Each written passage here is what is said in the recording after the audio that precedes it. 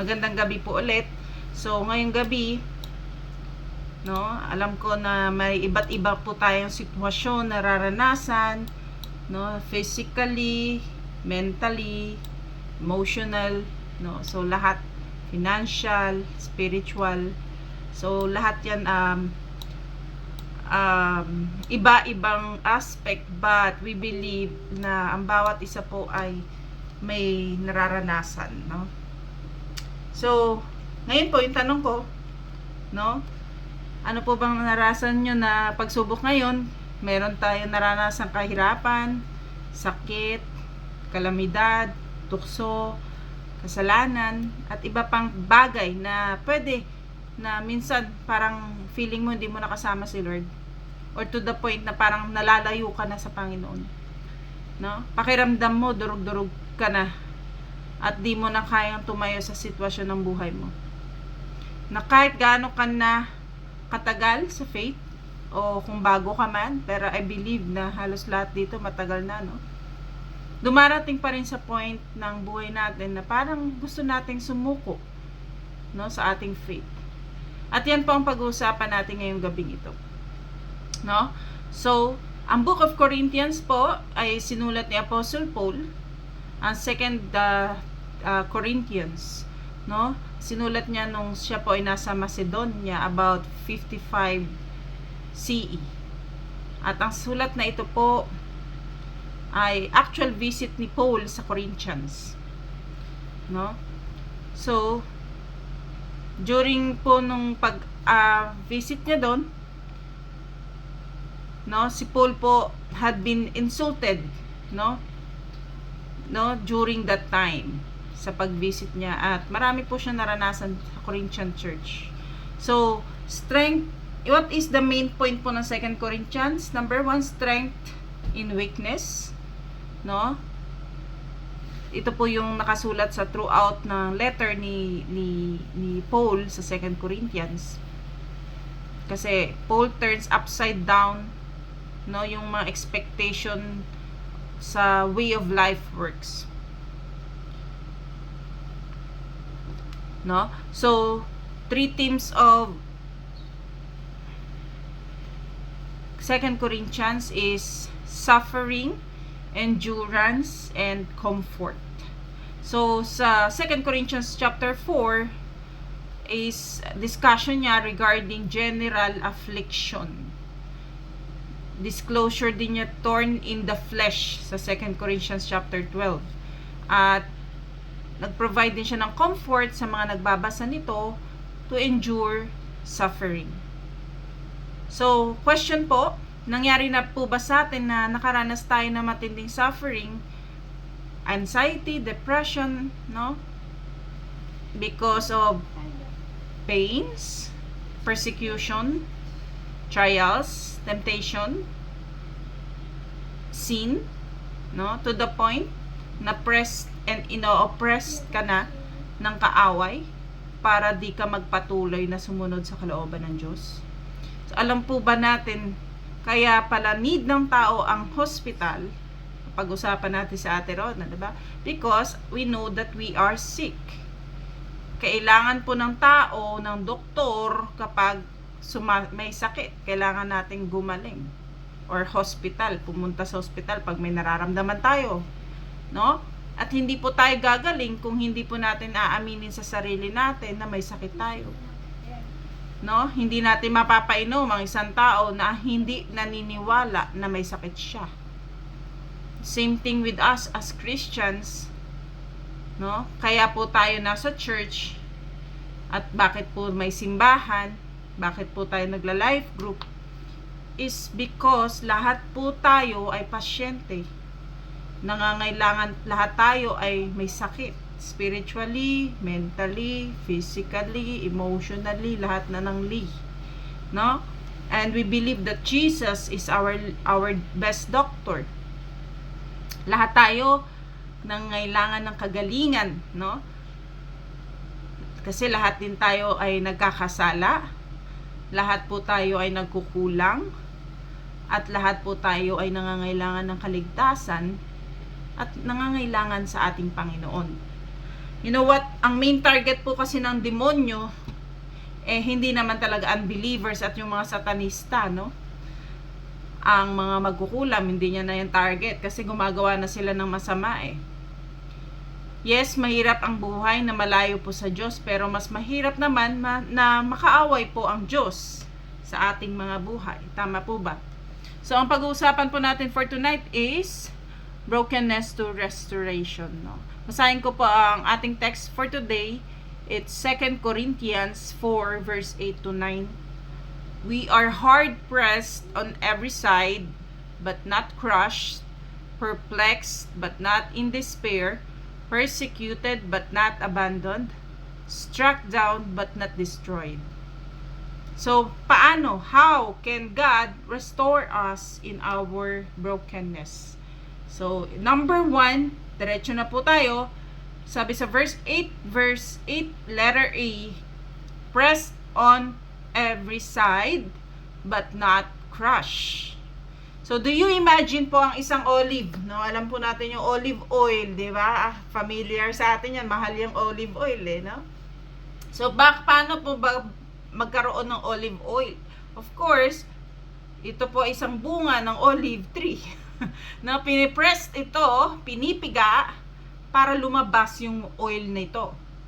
At you know what? Ang lugar po ng oil pressing po sa Israel is yung Gethsemane, no? Yung Gethsemane po, it's Hebrew name Gat Shemanim, meaning oil press. Suggests that the garden was a grove of olive trees in which was located an oil press. So sa Matthew 26 verse 36 to 45, ang kwento pong ito ay nananalangin si Jesus sa Garden of Gethsemane kasama ang kanyang mga disciples, at nasabi niya po sa Diyos Ama, sabi sa verse 42, He went away a second time and prayed, My Father, if it is not possible for this cup to be taken away unless I drink it, may your will be done. So, if there is crushing or pressing, no, there is anointing. Again, if there is crushing and pressing, there is anointing. Amen? So, ang nakikita lang kasi natin yung pangit na sitwasyon. Hindi natin nakikita kung ano yung magiging resulta nito after you overcome. Tama ba? 'Di ba? Ang oil, hindi na ang olive, no, olive fruit, no. Nung pinrest siya, kung tao lang siya, sasabihin niya, ang sakit na nito, tama na. Pero may nilalabas sa'yo si Lord, no? May nilalabas sa'yo, kaya nagkakaroon ng oil, nagkakaroon ng anointing. Amen? You know what? Anointing is very powerful, no? Yung anointing of God, sa panahon ng mga Old Testament, every time they anoint, ang prophet, pag nag-anoint ng hari, lalagyan, bubuhusan talaga ng oil throughout the body, no? So, sabi nga, if there are tests, there will be testimony. If there are trials, there will be triumph, no? And oo, mahirap ang crushing and pressing, pero through this process, lalabas po yung anointing natin. He can use you for His purpose. May purpose si Lord, ba't mo nararanasan yan, kapatid? Hindi para lang pahirapan tayo ni Lord. Yes, pwedeng may tinuturo si Lord. Yes, may pinaparana si Lord para po mailabas sa atin yung anointing ng Panginoon, para mabalik ka sa pinapagawa ng Panginoon, sa original na purpose mo para sa Lord. Kaya nga po, ang kaaway, target tayo Why? Kasi may nakikita po ang kaaway na hindi natin nakikita ngayon. Alam ng kaaway na gagamitin tayo ni Lord for His purpose. Wala namang crushing na masarap at madali.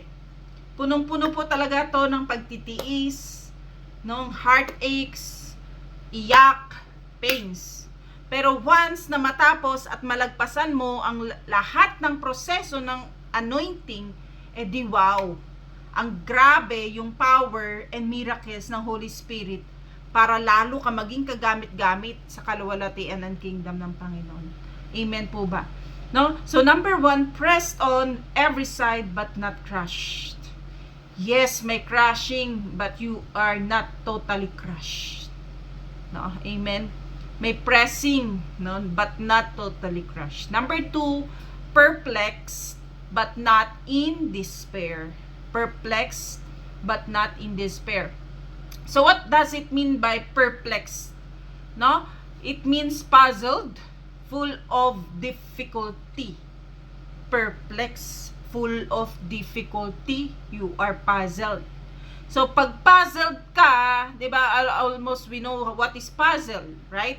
So ang puzzle po, pagka bubuin mo, wag natin isipin yung puzzle na pambata, madali lang gawin yun. Pero yung pangmatanda na malakihan, no? Before kasi may puzzle binili si Sunny galing ibang bansa, hindi ko na alam, nawala na lang, hindi pa rin nabuo.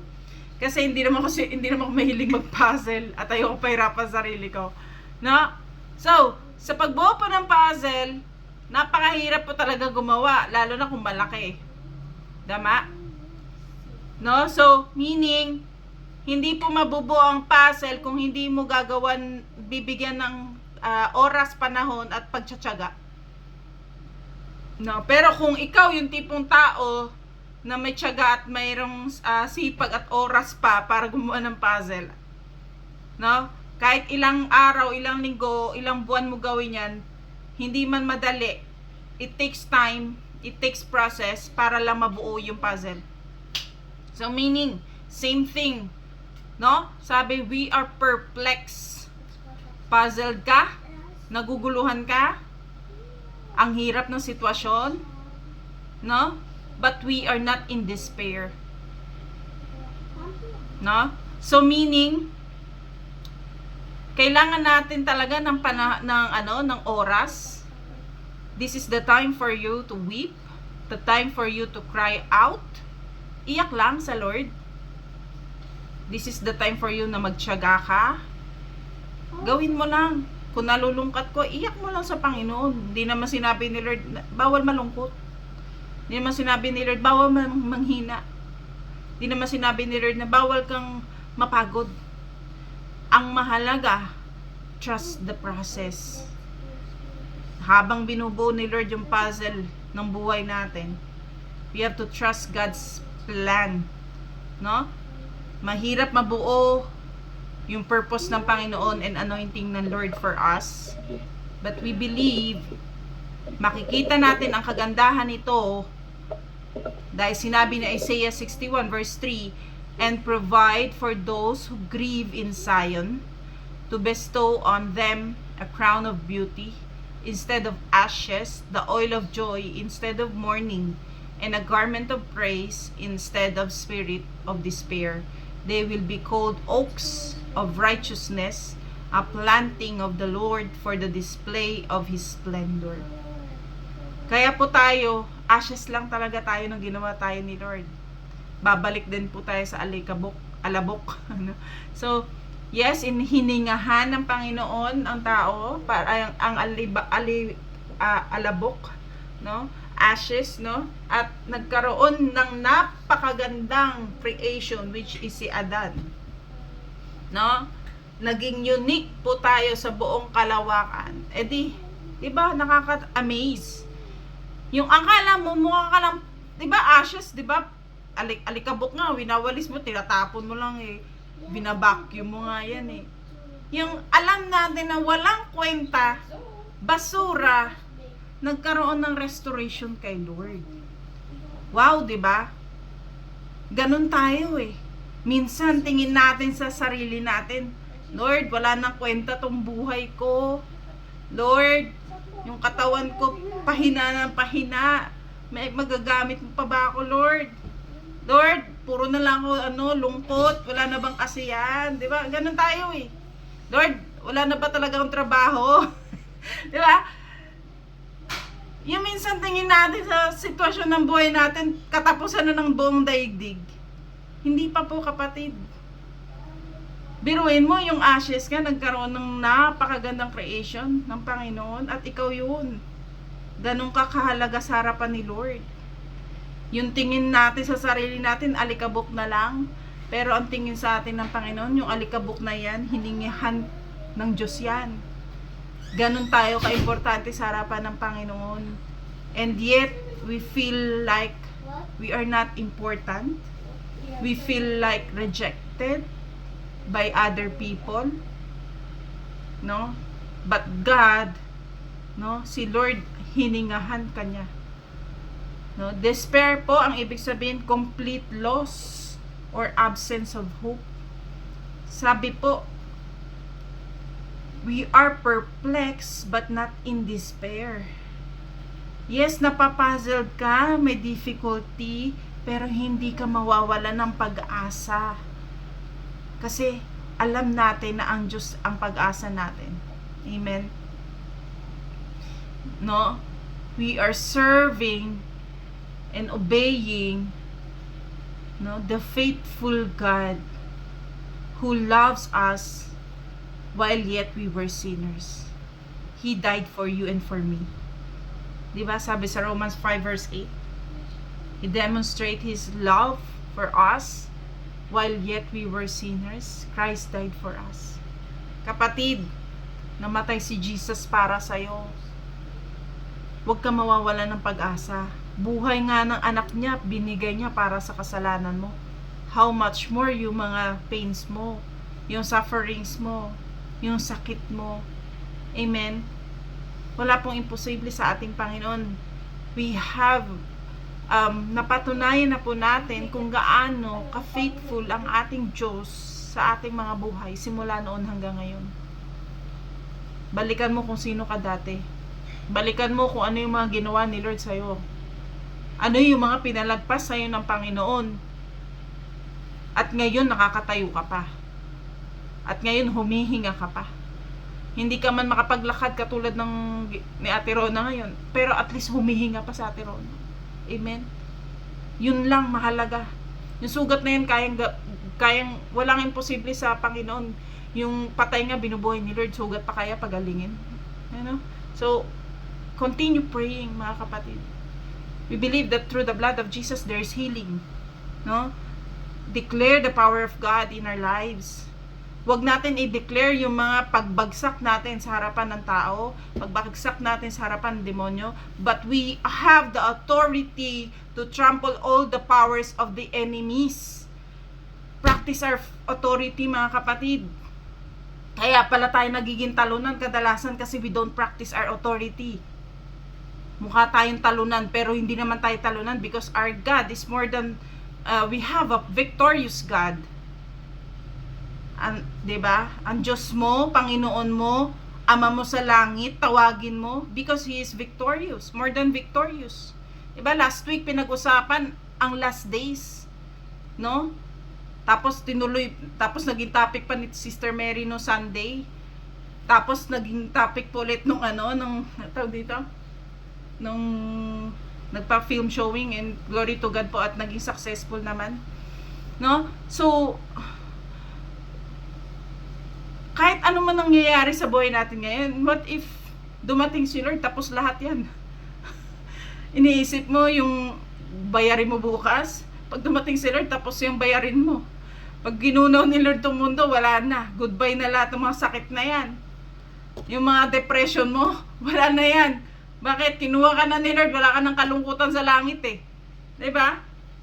We have to look, tingnan po natin yung, forgetting what lies behind, no? Setting our hearts on the prize. We have to set our eyes on Jesus. Diba? Sabi ng kanta. No, look unto Jesus, the author and finisher of our faith. Palakasin natin ang ating mga pananampalataya sa Panginoon. No, at gamitin natin yung authority natin over the power of the enemy in our life. Now, number 3, persecuted but not abandoned. Persecution po makes us broken, di ba?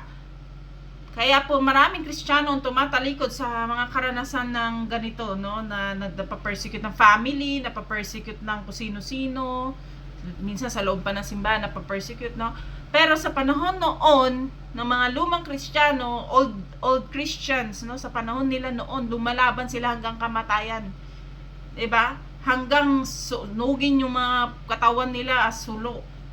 Pero nowadays, emotionally persecuted lang tayo bilang Kristiyano, minsan sumusuko agad tayo. At yung iba, tumatalikod pa. Kung yung persecution natin ngayon, hindi natin kakayanin, paano pa kaya tayo sa huling panahon? No? Sa tribulation, 7 years tribulation, merong pre-trib, post-trib, at mid-trib. Sa ating faith, as a Christian, simula noon, ang paniniwala, pre-trib. Pero what if post-trib pala talaga? Kasi kung babasahin natin ang Matthew 24, possible post-trib.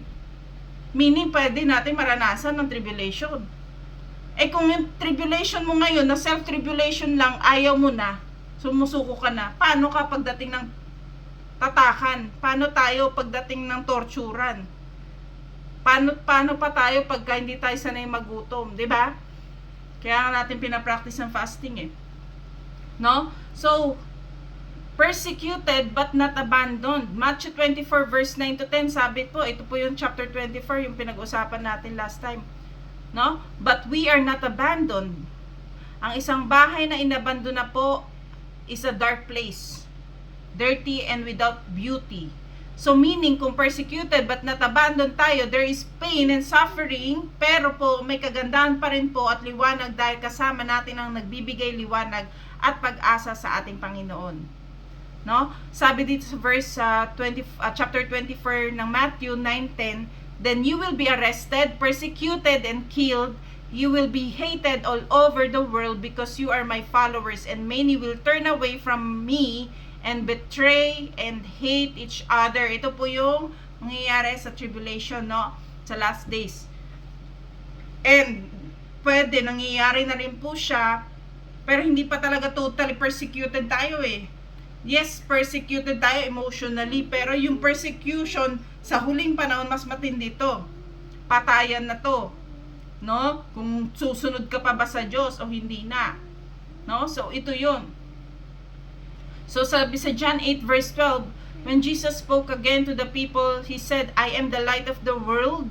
Whoever follows me will never walk in darkness but will have the light of life. So, ang ating liwanag, no, kahit nasa dilim tayo, we are persecuted, hindi naman tayo iniwan ni Lord. Nandyan pa rin yung light of God sa ating mga buhay. Nandyan si Holy Spirit na sinasamahan ka. Hindi ka lang sinasamahan, nasa iyo si Holy Spirit. Amen? Ganon tayo ka-bless. Hindi katulad ng mga unbelievers at mga hindi pa tumanggap kay Jesus. Nakakaranas din sila ng lungkot at kahirapan at iba't ibang sitwasyon. Pero sila lang humaharap mag-isa. Tayo, hindi man tayo mukhang may kasama, but we are, no, God is with us. Amen. God is our God Emmanuel. He is always with us. And last is number 4. Struck down but not destroyed. Verse 9b. Struck down, literally, knock out ka 'Diba? Pag sinuntok ka, knock out ka, struck down ka. Pero hindi ka wasak.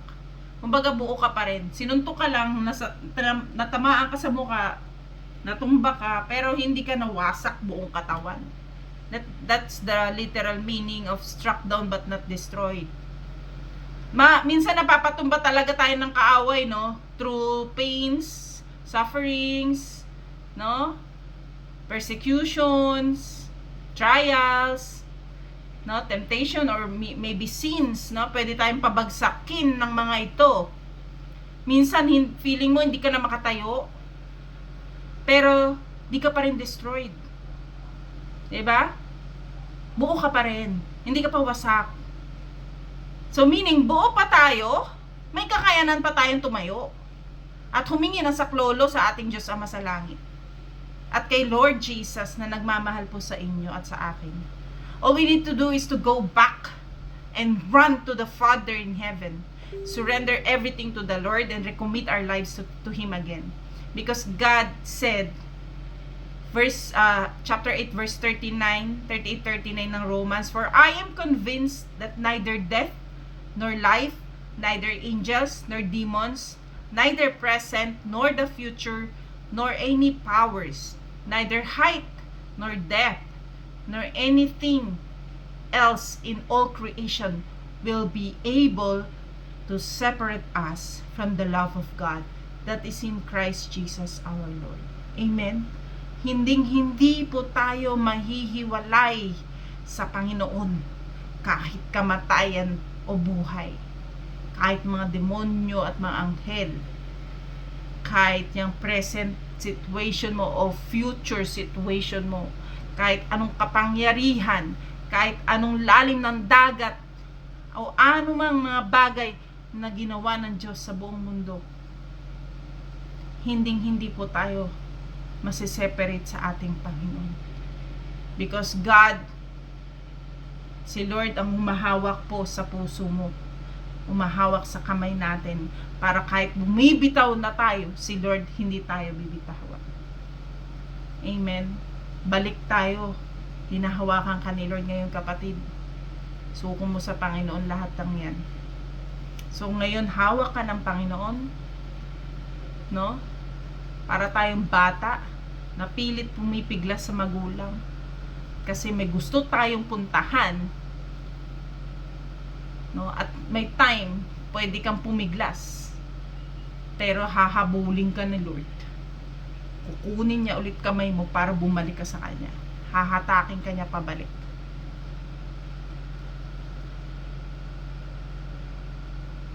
Gusto lang ni Lord, balik ka anak. Lapit ka ulit sa akin, nak. Kasi ako lang yung hindi mangiiwan sa'yo at magpapabaya sa'yo kahit kailan. Kahit sabihin mo may pamilya ka, may magulang ka, may asawa ka, may anak ka. Sila rin naman, tao din yan eh. Pwede din tayo iwanan yan eh. No? Hindi ka man iwanan dahil iniwanan ka physically, but what I mean, kung kunin sila ni Lord, iniwanan ka din nila. So, sino totoong hindi mangiiwan sa atin? Walang iba po kundi ang Panginoon lang. So, what should we do right now is to surrender our lives. Surrender our weaknesses, even our strengths to the Lord. Why? Because whenever we know that we feel like a strong person, yung strength mo, gagamitin din ni Satan yan para it turns to weakness. Why? Kung sino po nag-aakala siya ay nakatayo, wag po tayong magmanlaki sa ating Panginoon. Bakit? Kasi baka pabagsakin po tayo niyan. Minsan spiritual pride, pababagsakin tayo niyan. No? Kilalanin natin na malayo po sa Diyos, wala po tayong kayang gagawin. Wala tayong maipagmamalaki sa harapan ni Lord. Yung kayamanan natin, trabaho, fame, career, pamilya mo. Hindi mo pwede pagmalaki lahat yung sa harapan ni Lord. Dahil walang ibang makakapuno sa iyo at sa akin, kundi ang Diyos na lumikha sa iyo at sa akin. No? Sa puso po natin, there is a peace. No? Yung pinakamalaking part ng puso natin, pagka tanggal yan, which is Jesus, nasa part ng napakalaking part po ng puso natin si Lord, and we feel empty. Kaya po tayo nakakaranas ng emptiness kasi tinatanggal natin yung puwang ni Jesus sa puso natin. Pinapalitan natin ng kabisihan sa buhay. Pinapalitan natin ng kasiyahan sa mundo. Pinapalitan natin ng mga bagay sa mundo na akala natin mahalaga. Mas mahalaga pa sa Panginoon kung minsan. Na ipagpapalit natin si Lord sa puso natin. Kaya at the end of the day, malungkot ka, depressed ka, pagod ka. Kasi si Lord, nawawalan tayo ng pwesto o puwang si Lord sa puso natin. Ngayon, gusto ni Lord bumalik siya sa pwesto ng puso mo. Amen po ba? Wala po tayong pagmamalaki sa Lord dito sa lupa. Maging trono niya po ay nasa langit, luklukan niya po ang lupa. Ang luklukan niya langit at trono niya langit, inaapakan niya yung lupa. No? So, ganun kalaki yung Diyos na pinaglilingkuran, sinasamba natin. Kaya napakalaking opportunity po ang mapaglingkuran ang Panginoon, ang Diyos na makapangyarihan sa lahat. Because He is the Most High God. Kataas-taasang Diyos po siya. God can use your brokenness and can restore any part of your life right now. You just have to surrender everything to the Lord and recommit your life before Him because He is our living hope. Pray po tayo saglit. Panginoon, salamat po sa oras na ito, sa salita mo na amin pong napakinggan. No? How our brokenness turns to restoration. And again, number one, we are pressed on every side but not crushed. We are perplexed but not in despair. We are persecuted but not abandoned. We are struck down but not destroyed. We thank you, God, for you, our Most High God, who is worthy to be praised, and you deserve all the glory and honor. You said in your word that we have to rejoice always. Again, you said rejoice. Lord, help us. Lord, hindi po yung kasiyahan ng mundo ang hanapin namin, but in spite and despite of every situation that we are in right now, we will still rejoice in the name of the Lord. Because, Lord, if we have a good heart, Panginoon, na marunong magpasalamat at maging grateful kami sa lahat ng oras, Lord, ito po yung hinahanap mo sa amin, Lord. Yung hindi kami, Lord, maging reklamador. Yung hindi kami puro, Lord, pasumpong-sumpong, Panginoon. Ang pinagpapala mong anak mo, Lord, yung marunong magpasalamat in everything. Kaya nga sabi mo, Lord, give thanks to the Lord always. So, Lord, right now, we ask for your forgiveness. Kung hindi kami marunong magpasalamat, Lord, sa mga blessings mo, kung hindi kami marunong, Lord, na mag-appreciate, Lord, sa mga bagay na ginawa mo at sa lahat ng kabutihan mo sa aming pong mga buhay. We ask for your forgiveness, Lord. Cleanse us, sanctify us, and purify us, Lord. And make us holy once again.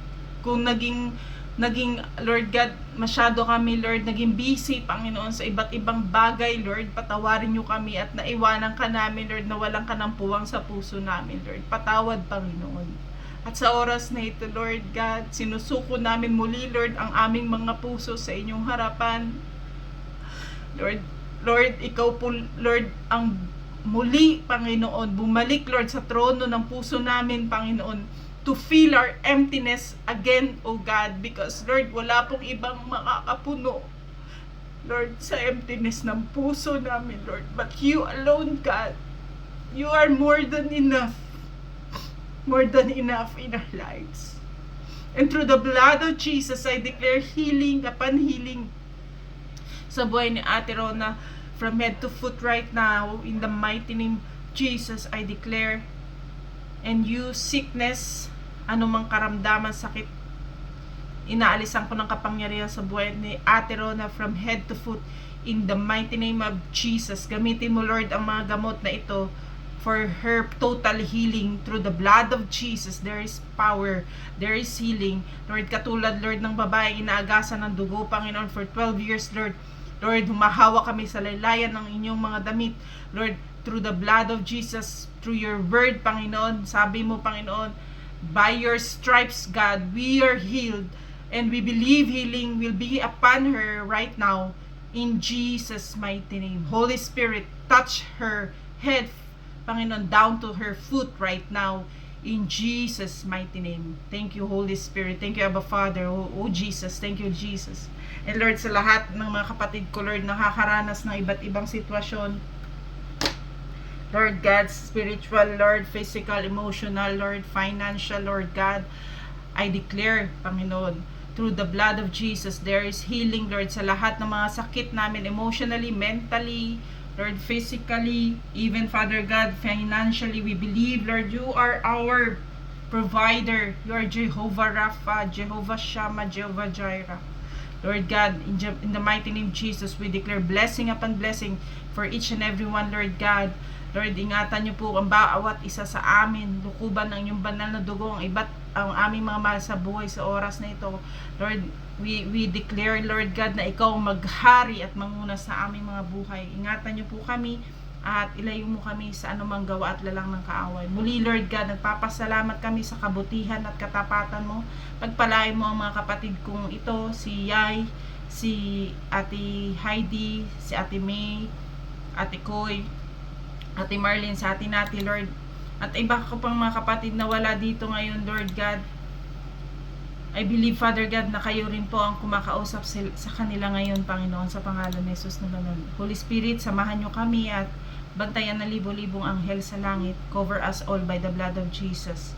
We declare blessings upon blessings, strengthen each and every one of us. Give us joy, peace, that surpasses understanding, that guards our hearts until the coming of the Lord Jesus Christ. We love you, God. We praise your holy name. In Jesus' name we pray. Amen.